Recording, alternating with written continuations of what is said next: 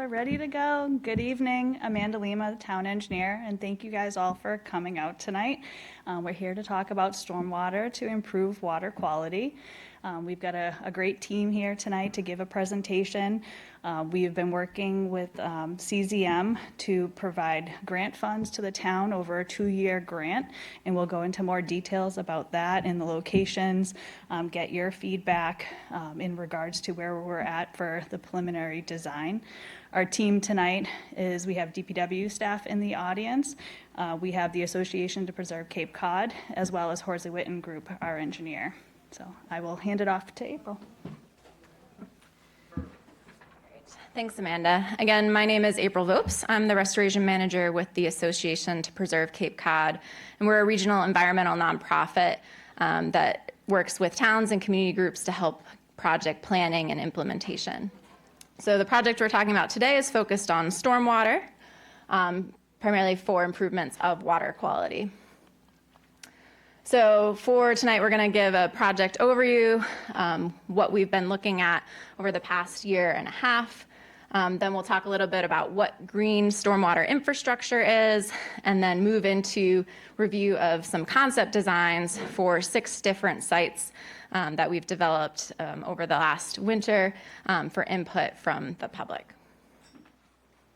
So the key goal of this project is to improve water quality, particularly in our coastal water bodies, by reducing or eliminating pollution that's coming from particularly bacteria and nitrogen from stormwater runoff.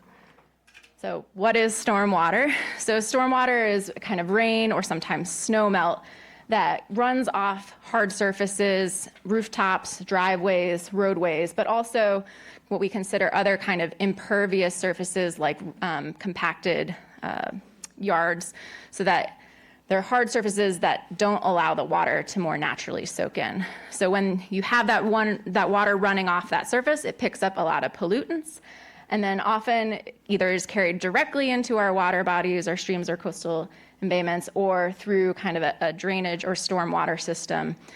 Most of our traditional stormwater systems, though, are primarily geared towards removing the water from the roadway and some pre-treatment and sediment removal, and not always addressing the bacteria and nutrients in our stormwater. So as it runs off, again, it picks up all of these contaminants or pollutants. Again, for this project, we're particularly focused on some of the nutrients and bacteria that gets picked up. So nutrients can come from sources like excess fertilizer use on landscaping and lawn. Bacteria often is from wildlife or pet waste, as well as from other sources. And then again, typically you can see things like grease, metals, garbage also getting picked up as it goes often into kind of these storm drains and a catch basin system beneath. When we're looking at this project we were kind of discussing with the town what the priorities were. With the funding source that Amanda mentioned from the state through the Office of Coastal Zone Management, the focus has really been on where we have the most significant water quality problems in the town of Yarmouth. So this map shows kind of the 2018 state list of impaired water bodies. So the areas shown in red and yellow are kind of the embayments and river systems with impaired water quality, either from excess nutrients or bacteria or some combination of those.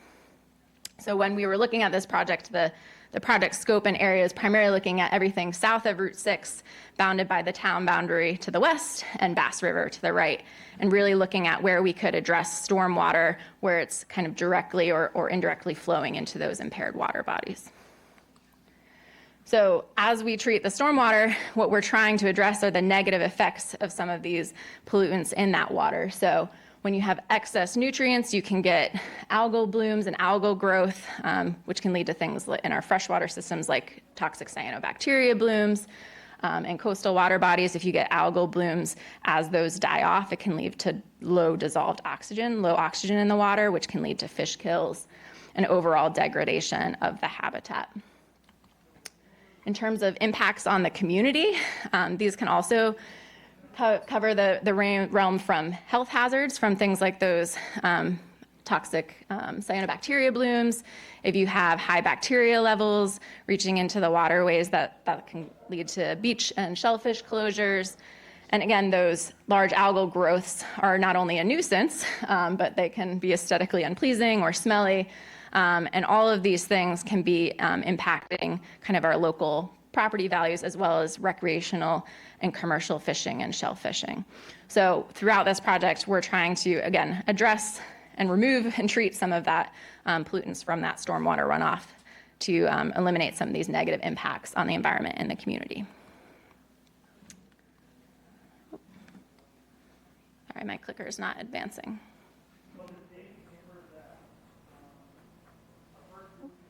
Can you click it? I wonder if our battery died. One second as we go to the next slide. So what can we do about that? One main action is to reduce the stormwater runoff where it comes from the source. So again, if we reduce the amount of hard surfaces that are impervious that water can't soak in, less paved surfaces, more natural impermeable surfaces, reducing the pollutants also at the source. So reducing or eliminating use of chemicals and fertilizers on our landscapes, making sure to pick up and address pet and wildlife waste. And then through installation of what we call kind of green infrastructure stormwater systems, which include more plant and soil media and a design that allows us to really treat and remove the nutrients and bacteria in that runoff. So the town's been doing a lot of work. So this project is really building on kind of ongoing work by the town for managing stormwater and improving water quality. The town has received now 2 state coastal zone management, coastal habitat and water quality grants. The first one last year for $82,000 was for the first phase of planning and assessment. And then this current grant, the $795,000, is to take some of these top priority sites through design and also through actual implementation and construction over the upcoming winter. There's also, the town has an agreement with the USDA Natural Resources Conservation Service for an additional $180,000 to support construction and implementation of some of this work. The town's providing their matching funds. And again, as I mentioned, this is kind of building on the earlier assessment work. So in year 1, for those of you who maybe joined a public meeting around this time last year, we started by looking at that whole area kind of south of Route 6 and trying to identify places where we could fit in stormwater treatment to capture and remove some of those pollutants. So from that, there was a set of 80 sites identified, and we selected from a prioritization process the top 10 and reviewed them at a public meeting last June. When the second grant was awarded to the town this fall, we then took the top 5 sites based on that review with the public last June, and have been working through, Horsley Witten did additional site survey and assessment work, mapping and delineation to develop these next level of concept designs that we're going to share with you tonight.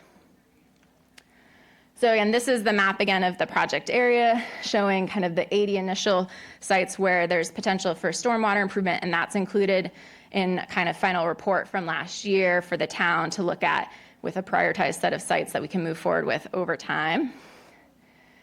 From that set, we selected kind of 28 kind of demonstration projects where we could develop concept designs and prioritize those, and then reviewed again the top 10 ranking sites, things where we could get the most pollutant removal, most feasible kind of cost benefits to things like shellfish and herring, as well as addressing kind of direct runoff towards those impaired water bodies like we talked about. So from that, we've advanced kind of 5, or if you think of it, 6 sites. So those are what we kind of mentioned in the advertisement. So Grove Street, those in the room, IH3 over here, Standish Way, Baker Avenue, 2 locations here at Lake Road West, and then Curve Hill Road. There's also several projects here on Old Main that are not part of this specific project, but which the town is also kind of in discussion and looking at some stormwater management for over time.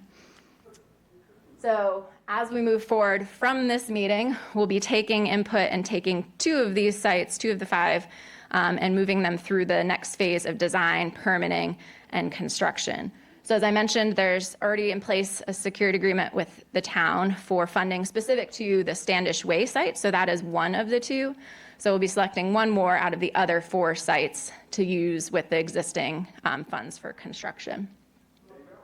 So that construction's aimed to get underway late of this year, continue over the winter into spring, with this current funded scope to be done by June of next year. So again, we mentioned a lot the improvement to water quality is a key piece, reducing long-term the bacteria and nitrogen entering into our coastal water bodies, but the key benefits also to reducing beach and shellfish closures, improving habitat for those wildlife, and benefits for the community are also key long-term outcomes we're seeking. So with that, I'm going to turn it over to my colleagues from Horsley Witten, who are going to talk more about the design. Thank you, April. I'm Michelle West. I am a water resources engineer at Horsley Witten Group, and I am the project manager for our company for this project. I will be going through 3 of the 5 sites, and then Gemma Kite from our company will go over the last 2. But first I wanted to give a little introduction on what green stormwater infrastructure is. It seems kind of like a catchy name that could be really many different things, but what we mean when we say it are practices that are engineered, but they're designed to mimic nature. So we're trying to mimic the natural processes that would handle the stormwater if it weren't a built condition. So if it were forested or a meadow or the natural condition before we came in and built our communities, what was happening with the rain that fell? It was being intercepted by vegetation and trees. It was soaking into the ground. The nutrients would be taken up by the plants. There might be wetlands that do more pollutant removals, that sort of thing. So that's what we try to mimic with green stormwater infrastructure. We think about actual structural practices that we design, and they fall in 4 different categories. One being an infiltration practice, trying to get that water to soak back into the soil. Filters, where we put in a specific mix of soil that helps to filter the pollutants out of stormwater as it soaks through. Wet practices, that's where we try to mimic natural wetlands. When we have high groundwater, we can actually kind of recreate a wetland that doesn't have the jurisdiction and the permitting implications of an actual wetland, but we get that natural processes from the practice. And then rainwater harvesting is an idea that you're capturing that rain and using it as the resource it is, instead of treating it like a waste and allowing it to flow off your land. You can capture it with rain barrels. Some people even have cisterns where they use a larger quantity of the water. Rain barrels are good for watering your garden and landscaping and things like that. And every little bit counts. It's more about the cumulative impact of these types of projects over a big area can really make a difference. So we just have a couple of examples here. There's also non-structural practices, and April talked a little bit about that, where we're removing pavement, so we're reducing the stormwater that's created to begin with. Revegetating, trying to get those deep roots that trees and native plants have. Source control and public education, trying to spread the word so that people know what they can do at their own homes to make a difference. Just a few more pictures of how different green stormwater infrastructure can look. There's not one look to it. It can take different shapes and forms, and there's many different tools in the toolbox that we can use. All right, so we are at what we consider 25% design. So we're a little bit past that initial concept that we thought of when we were out in the field and visiting these sites, but we are still early enough in the design that we can take input and we can think about changes that might be needed as we move forward. So the next stage of design would be 75%, which is more like a permitting level. That's what you would take to get your permits from conservation and other agencies, but we're still at 25%. So keep that in mind. There's more detail that will be coming for the projects we move forward with. And again, these are the locations of the 5 areas that we're focusing on, and I'm going to start with the 3 on your left. All right, so Grove Street. This is our drainage area map. So the purple outline kind of shows where, if water falls in that area, it's going to flow down Grove Street This is kind of a steep hill here, and down to the beach area and into Inner Hyannis Harbor, Lewis Bay area. The drainage area here is about 0.3 acres, impervious cover about 65%. That's the hard areas, rooftop, roadway, that sort of thing. It's a town-way to water. There is an old infrastructure piece there. It's a clogged leaching basin somewhere down in this area. You can no longer see it, but we did have plans that was put in at one point. It's a steep site. There is some vegetation along the edge of the road in this area. It's mostly invasive species. The pavement is right there at the top of a dune, and it's starting to crumble and erode as the stormwater makes its way down to the beach and to the resource. And so our design for this site is to actually retreat with the pavement, so pull the pavement away from the resources, kind of uphill, which not only will reduce the amount of stormwater created, but it adds resiliency to impacts from climate change in the future. You can see that the asphalt is kind of crumbling already right at that edge. I'm sure it's experiencing different tides and waves during storms already. So we're going to pull back the pavement. The pavement right now goes all the way kind of in this area. This will be the new edge of pavement here. And we're going to put in a bioretention to manage stormwater. And a bioretention is one of those filtering practices where we bring in a specific soil that helps to filter pollutants out of the stormwater runoff and then let it infiltrate into the sandy soil below. For really large storm events, it'll continue down to the beach in a stabilized manner here. And we're hoping to plant this area where we've removed the pavement with native species that would normally grow in a dune beach area. We want to make sure that people can still access the beach in this location. So we'll have a formalized path here, formalized in the sense that there'll be markings that it's a path and we're not going to pave it or anything like that, but to allow people to get down to the beach in this area here.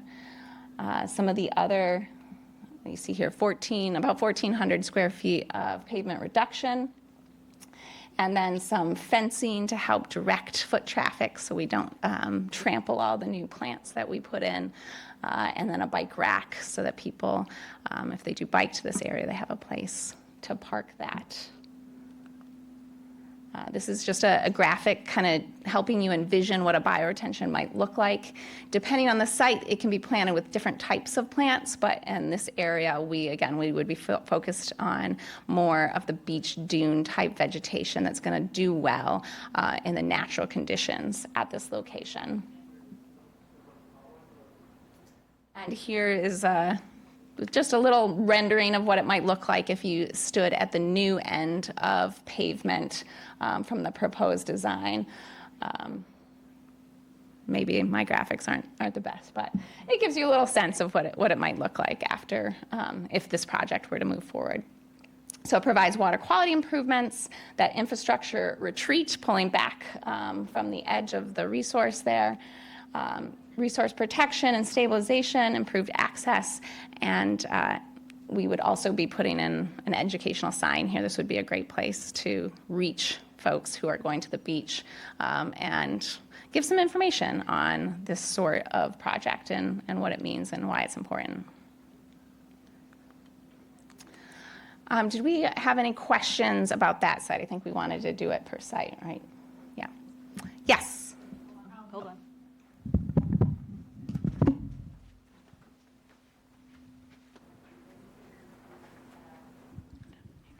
Thank you. My question is, on this particular site, what would be the price tag to do what you're proposing?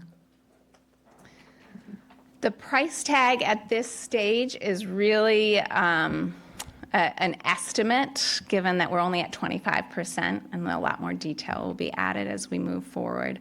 But I believe The current estimate for this one is about $115,000. Thank you. Yes. And I'll try and make my question understandable. So I understand the stormwater issue, and I understand what you're talking about in terms of putting in a resource that will absorb the stormwater and therefore keep it off the beach and out of the, that goes into the harbor, I think.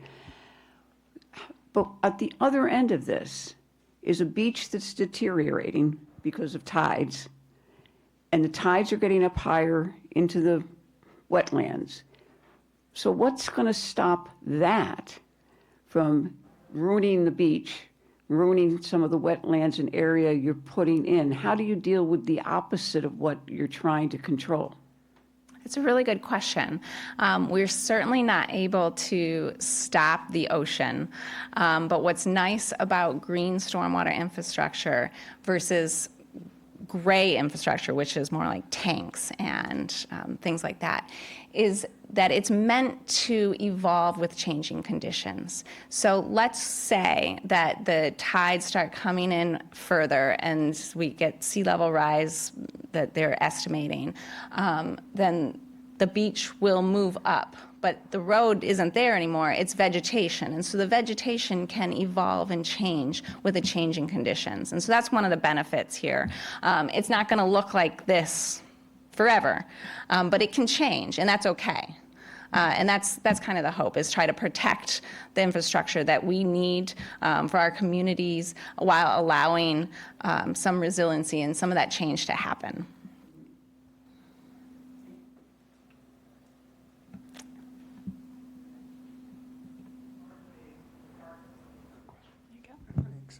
Is anybody now, do you know, keeping track of this type of project and how many there are and how they're impacted by large storms?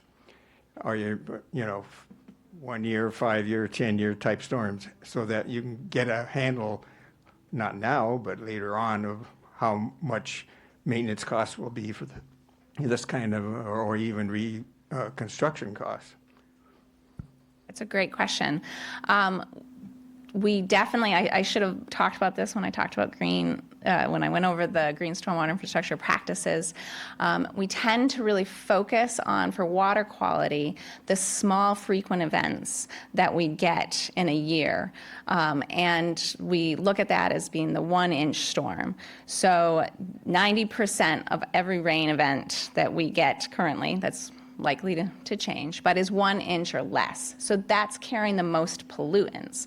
So our bioretention is sized to manage that kind of dirty 1 inch of runoff. For those larger storms, we try to we model it for different storm events that you were mentioning, to make sure that the overflow from the bioretention can handle and let it out safely and down the beach. For really big storms, the catastrophic, hopefully we don't, but if we get hit by a hurricane, it's going to need to be repaired. And those types of costs, we have an operation and maintenance plan that we look at that and think about it long term.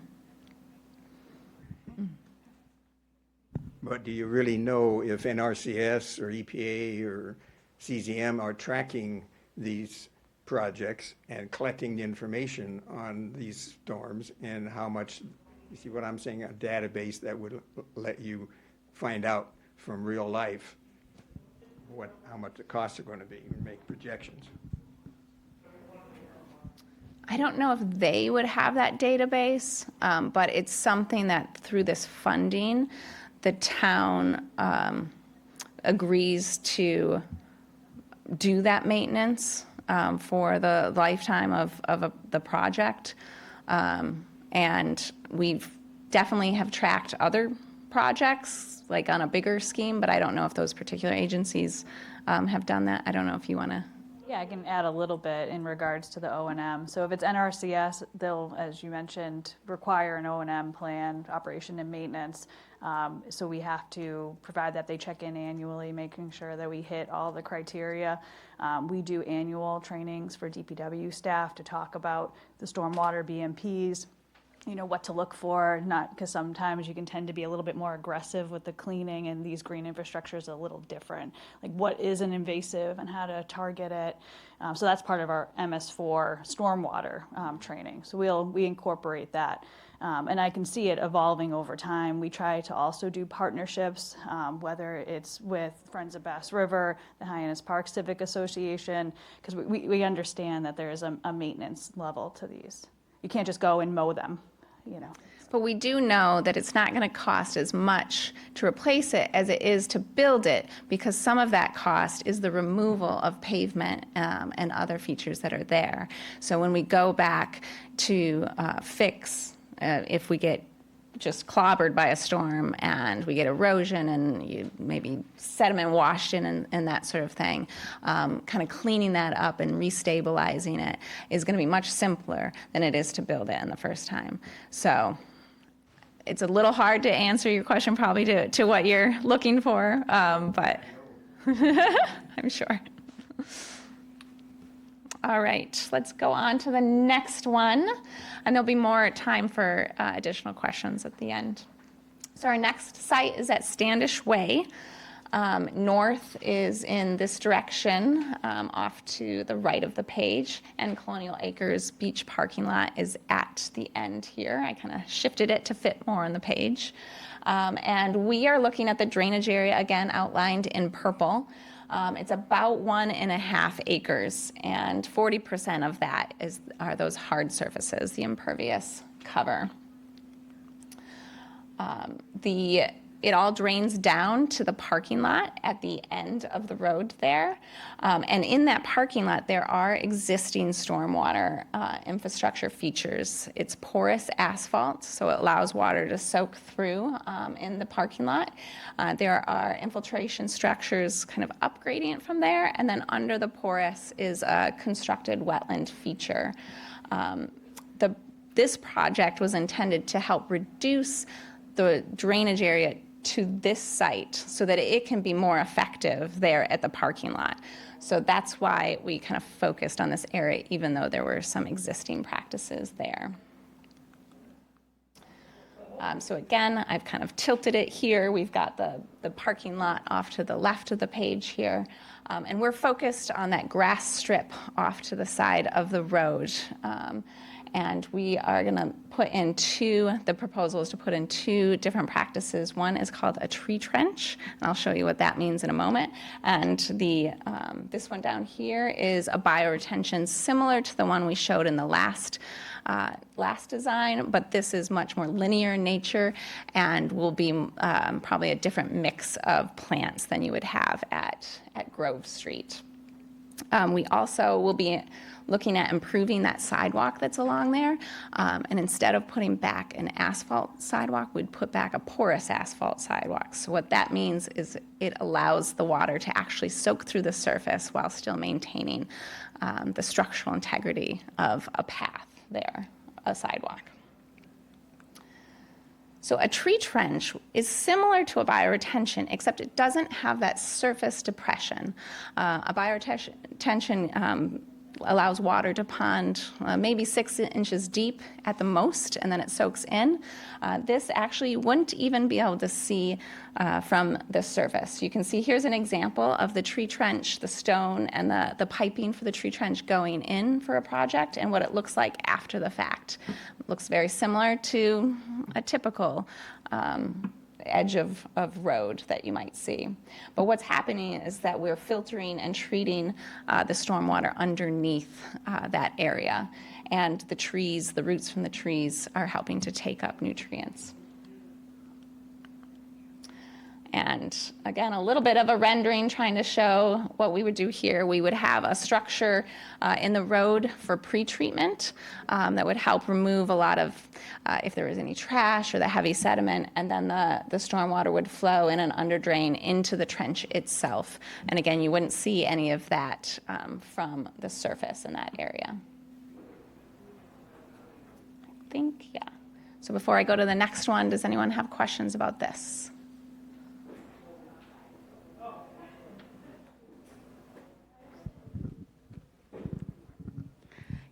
I just don't understand, what is the constructed wetland that was on one of the earlier slides underneath the parking lot?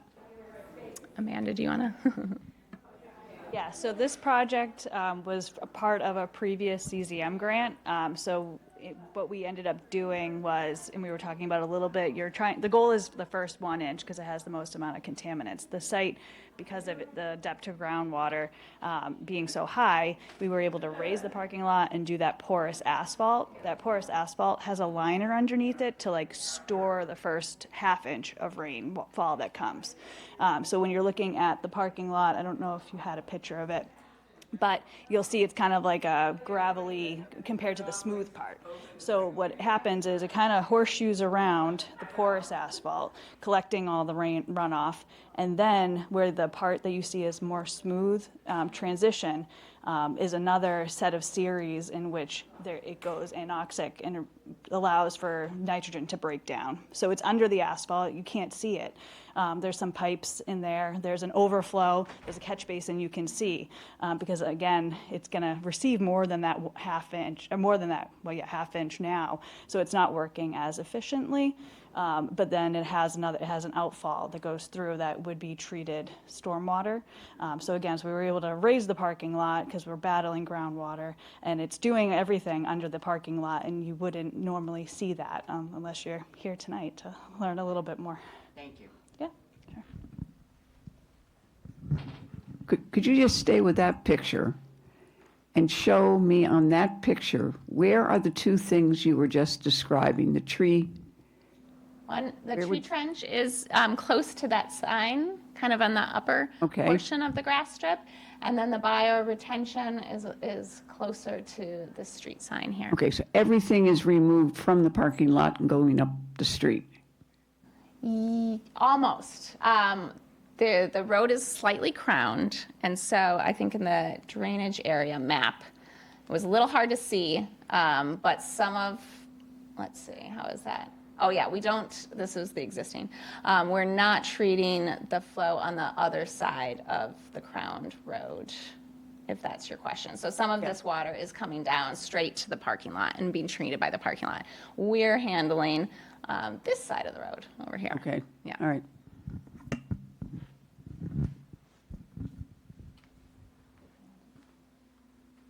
All right. The next one is on Baker Ave. This drainage area is about 0.6 acres, 30% of which is hard surfaces. It's a residential neighborhood on Mill Pond. It's a town-owned road. There's no existing stormwater infrastructure. What happens is the stormwater just flows down, and you kind of can see even in this picture evidence of ponding, puddling at the end of that road. And then it kind of flows down over a coastal bank into Mill Pond. So for this project, what we're looking at is removing some pavement at the end of that road so that we can put in a bioretention for treating that stormwater. Again, focused on the smaller storms, and then larger storms would continue to go where they do today, down into Mill Pond. This one was a little simpler than the other one, so I think that I didn't have any more slides for this. Does anyone have questions on Baker Ave? Okay. With that, I'm going to hand it over to Gemma to finish up the last two sites. Great, thanks, Michelle. All right, so our next site that we're going to look at is at Buck Island Road and Lake Road East and West. This is a much bigger drainage area than the previous 3 sites that we looked at. So this, again, drainage area is highlighted in the pink or purple line, depending on what color you see.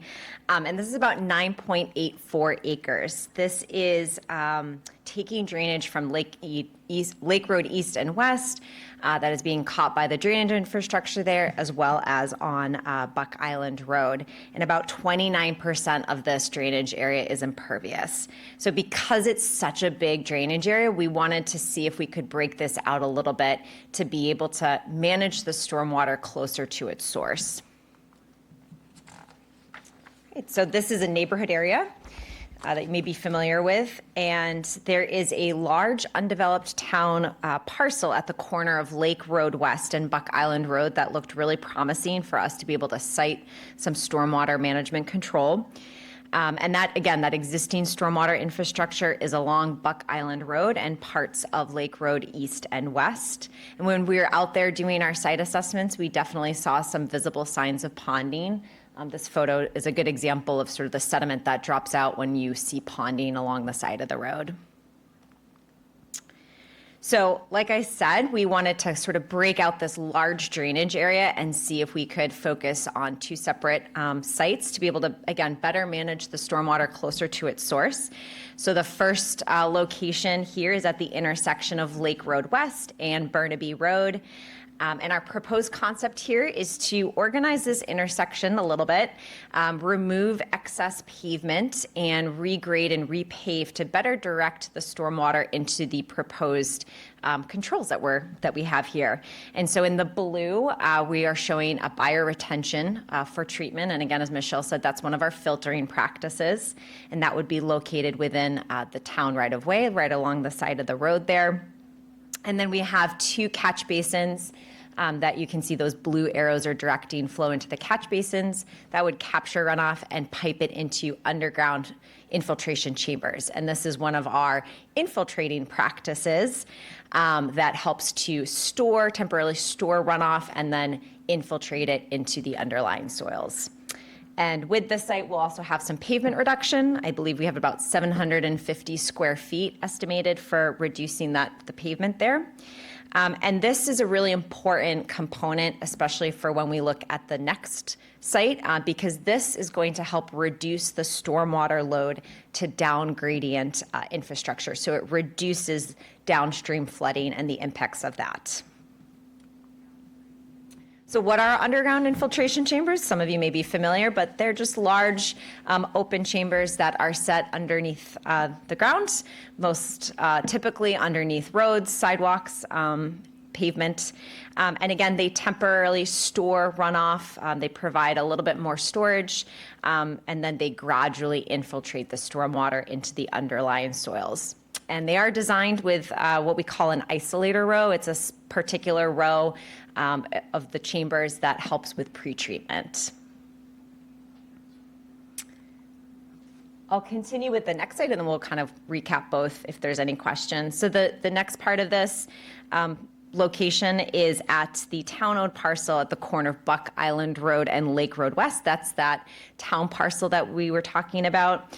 And for this concept, we're proposing a constructed wetland. And when Michelle was covering our practices, this is a wet practice. So this looks very much like a natural wetland. I'll show a slide on what that looks like in a minute. This does have a sediment forebay for pretreatment. And this proposed concept does have some modifications to the existing drainage infrastructure along Buck Island Road to better help direct inflows and outflow in and out of this system. So a constructed wetland is exactly what it kind of is called. It's a wetland that is engineered, and it's supposed to mimic what a natural wetland will do. And the design of constructed wetlands is to create different wetland zones, so both shallow as well as those deep pools, to help create those different types of habitat that you would naturally see in a wetland. And these pools help to store runoff, And then they mimic the natural wetlands to be able to treat pollutants through vegetated uptake, retention, and settling. They can provide habitat. Again, we create those different zones within the constructed wetland to be able to create that habitat, and it can improve the aesthetics of a site.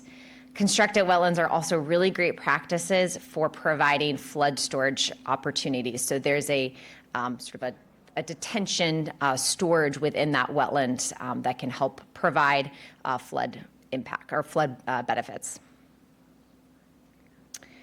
So before I move on to the next site, are there any questions?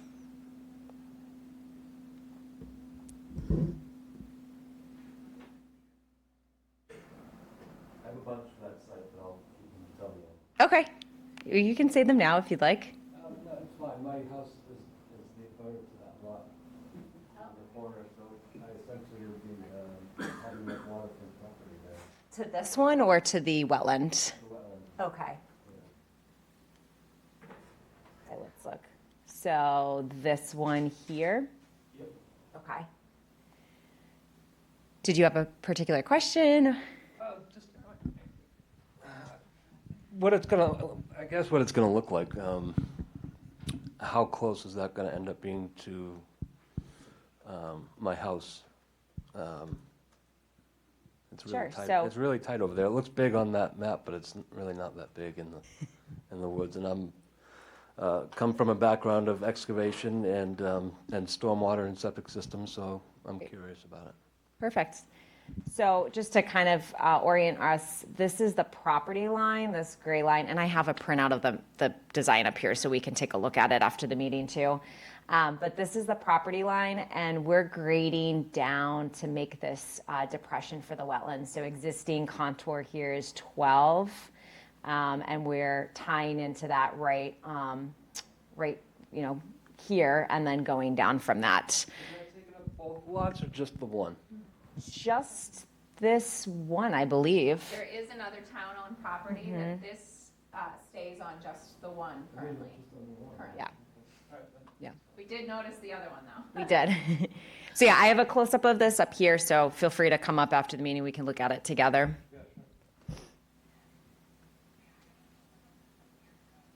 Okay. All right, so our last site is at Great Western Road and Curve Hill Road. Again, this is quite a large drainage area. This is about 11 acres, 35% of which is impervious. This has, I know it's hard to see on this image, but this has a lot of existing drainage infrastructure along Great Western Road, and it also receives surface runoff from the Curve Hill Road neighborhood. And similar to the last site, there's a large undeveloped town parcel that all of this drainage currently goes to. So all of that drainage infrastructure along Great Western Road gets piped and discharges into this town parcel. Again, we're in a neighborhood setting, and this receives a lot of flow. And so, again, I apologize for the small photo here, but this is what we came across when we were out on the site, and we saw this, what looks to be like a little pond or puddle. And it actually is where the pipe discharges, and the pipe is buried under so much sediment that's accumulated over time. Because again, this is a very large drainage area, and it doesn't get any pre-treatment. So all of this is getting discharged into this area. And there is a wetland further down gradient from this parcel. So our proposed concept here is to do a constructed wetland, again, for the treatment benefits. This will collect runoff both from that Great Western Road existing drainage infrastructure, as well as take surface runoff from Curve Hill Road. There'll be a sediment forebay, as well as a water quality unit. This is a proprietary device that we use to help do the pre-treatment prior to it discharging into this wetland. And again, that will help remove sediment before it gets into the wetland. And discharges from this wetland will be treated and go into the just above the existing wetland. This is a great way to also provide flood storage. Any questions on that?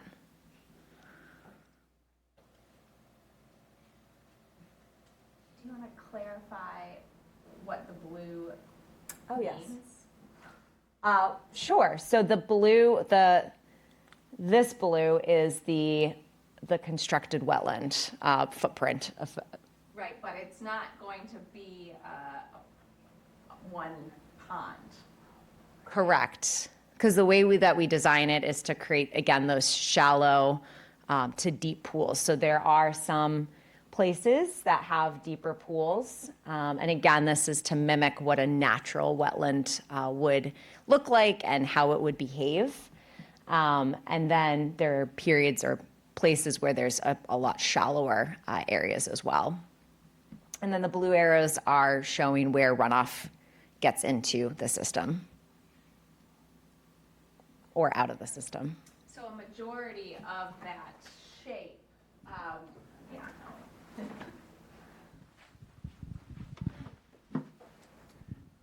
Thank you. I was just going to add that a majority of the shape up there will have wetland plants, so that when you look at it, it will look vegetated, not like, I mean, we indicated it just to show the bounds of the stormwater practice, but much of it will, if you looked at it, would just look like a vegetated area, and just a few locations where it would be kind of that open water look. Well, also, we didn't show the landscaping plan as part of the slideshow, but there would also be trees and shrubs and all sorts of things planted along the boundary of the wetland to add habitat, but also aesthetically for the abutters, for both sites.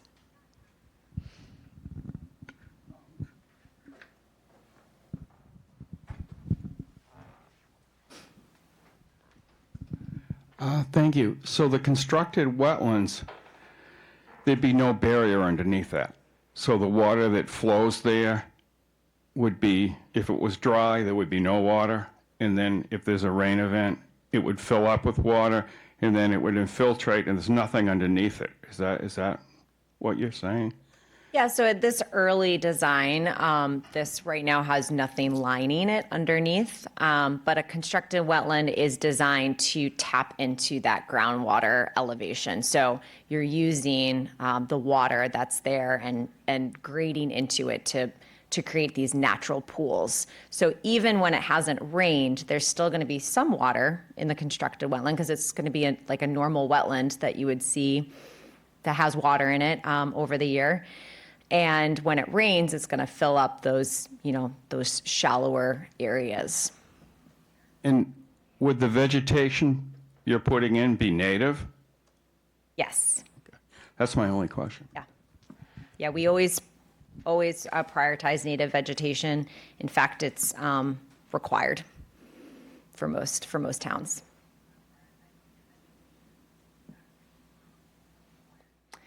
Right, I think we had we took it out.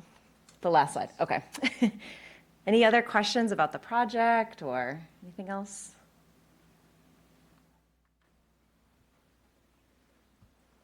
Right. So when I came in, I asked about septic systems.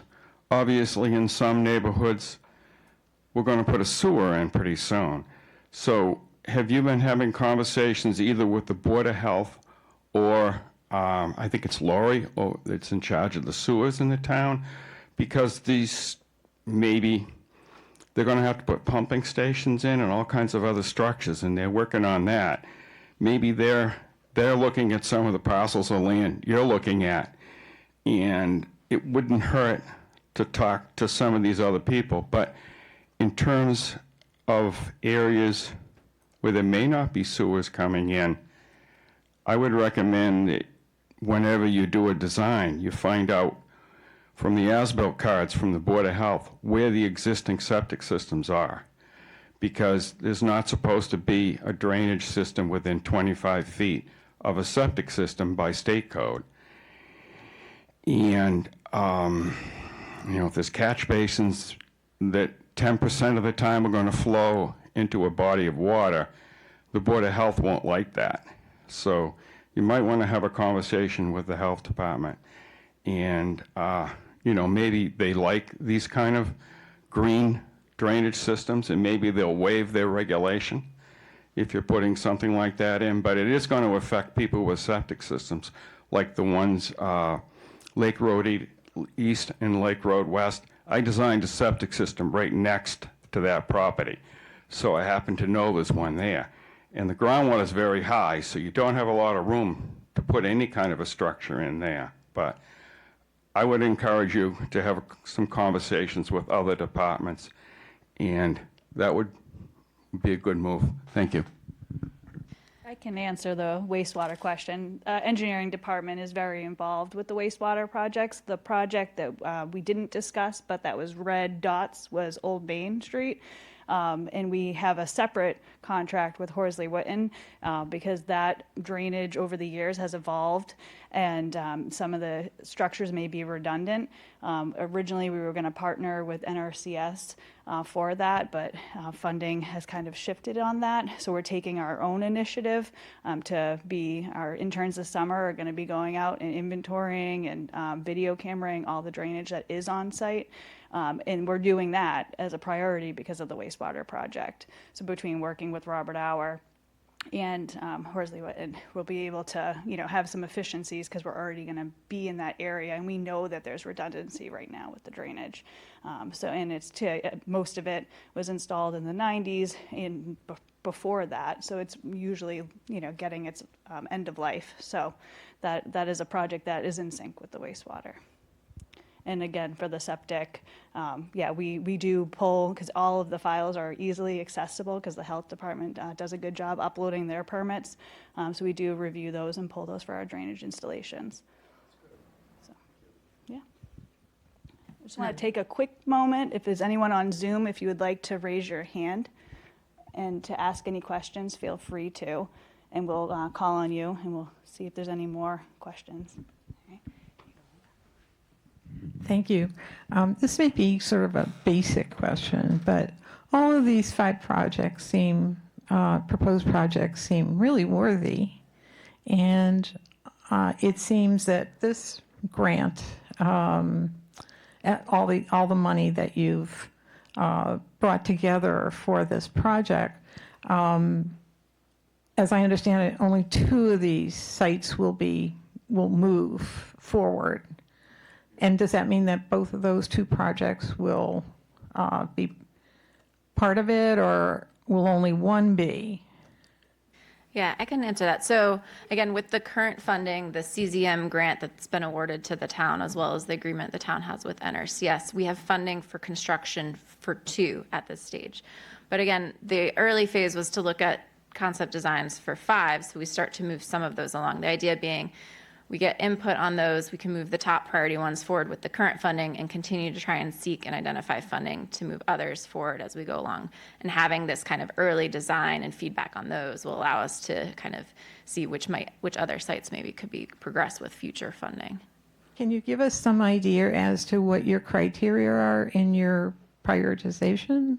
Yeah, so the criteria that we included kind of in our year 1 prioritization, again, included things like the estimated pollution removals, so nutrients as well as bacteria, a very early phase because it was concept designs from earlier last year, so more kind of early concepts in this as to what that relative cost would be for implementation. So we could kind of look at the benefit, how much pollutants remove, how big a drainage area, and kind of the proportion of pollution we can remove to how much we anticipate the cost was going to be for constructing. But then also some of those other items that I talked about in terms of benefits. Is it more directly connected to a nutrient or bacteria impaired water body? So for example, Curve Hill goes to a wetland, but it goes to the Bass River after that, which is an impaired water body. Is it connected and associated with shellfish beds? So the Standish Way site, which the town has an agreement with NRCS for funding, NRCS particularly is focused on benefits to shellfish. And so the bacteria removal that can be removed both from the pretreatment and also the nutrients from that system that was described, helps benefit shellfish in particular. So shellfish, or if there's sites that are herring runs, like the Baker Avenue site, goes into that system where the Baxter grist mill was restored for Herring Run 2. So sites where there's kind of those other resource benefits, connection to those impaired waters. Some sites we looked at, were more on some ponds where there may be nearby beaches or parks and kind of recreational access too. So those were kind of the factors that combined went into those rankings.